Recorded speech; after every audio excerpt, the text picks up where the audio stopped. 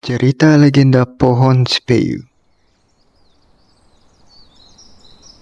Pada zaman dahulu, di Kepulauan Mentawai, hiduplah dua orang yang bertetangga. Orang pertama hidup seorang diri tanpa keluarga, sementara orang kedua tinggal bersama istri dan anaknya. Meski keadaan mereka berbeda, keduanya tetap menjalin hubungan yang akrab. Mereka saling membantu dalam kehidupan sehari-hari, berbagi hasil hutan, dan hidup rukun tanpa pernah ada pertikaian. Di tengah hutan lebat yang mengelilingi pemukiman mereka, tumbuh sebuah pohon yang dikenal dengan nama Sipeu. Pohon ini berbeda dari pohon lainnya. Buahnya jarang ditemukan dan sering dianggap memiliki nilai khusus oleh masyarakat sekitar.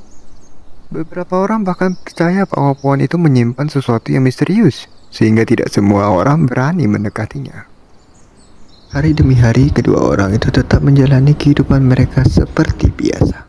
Pada suatu hari, orang pertama pergi ke hutan untuk mencari kayu bakar seorang diri. Di waktu yang sama, orang kedua sedang berada di dalam rumahnya, sementara istri dan anaknya pergi keluar untuk berjalan-jalan. Orang pertama melangkah masuk ke dalam hutan tanpa mengetahui bahwa perjalanan itu akan menjadi awal dari peristiwa yang mengubah segalanya. Wah, pohon Speu ini sedang berbuah. Aku akan membuat lingkaran di bawahnya agar buah yang jatuh di sini menjadi milikku. Pemuda itu pun menggambar sebuah lingkaran kecil di bawah pohon Speu itu dengan harapan bahwa buah Speu yang sudah matang itu jatuh di lingkaran miliknya. Pemuda itu melanjutkan perjalanannya mencari kayu bakar setelah membuat lingkaran. Tak lama kemudian, datanglah orang kedua dan melihat lingkaran kecil di bawah pohon Speu. Lingkaran ini kecil sekali.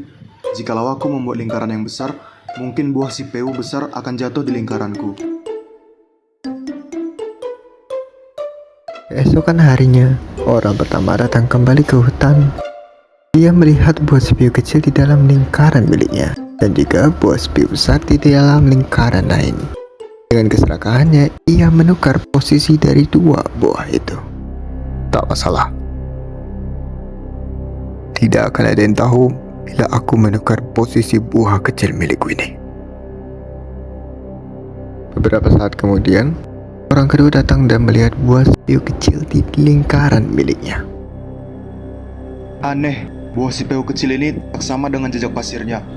Lebih baik kutukar kembali posisi buah ini menjadi semula dan lihat keesokan paginya.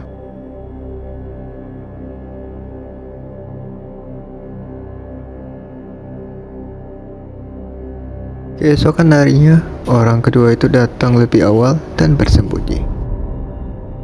Dengan harapan ia tahu siapa pelakunya.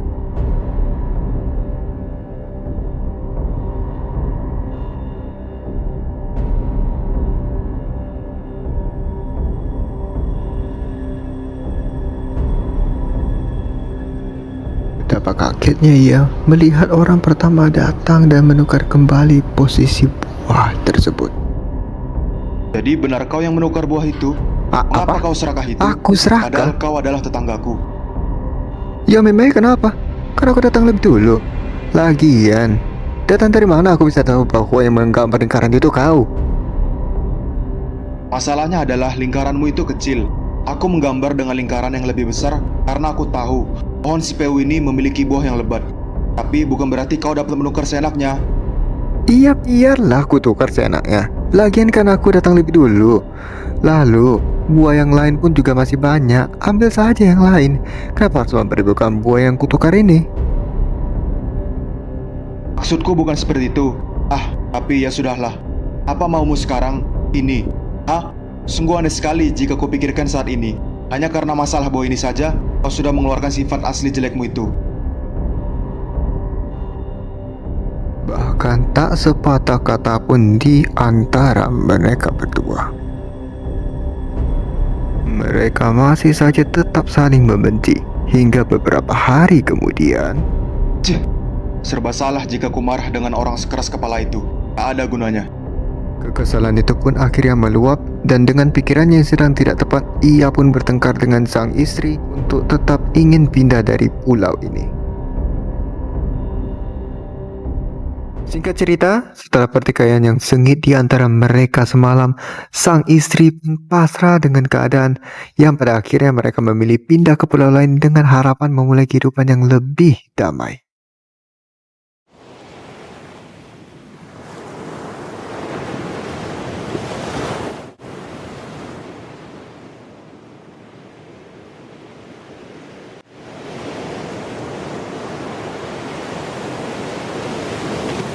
Setelah waktu yang tak terhitung lamanya, mereka akhirnya tiba di pulau bernama Tua Pejat yang sampai kini merupakan ibu kota Kabupaten Kepulauan Mentawai.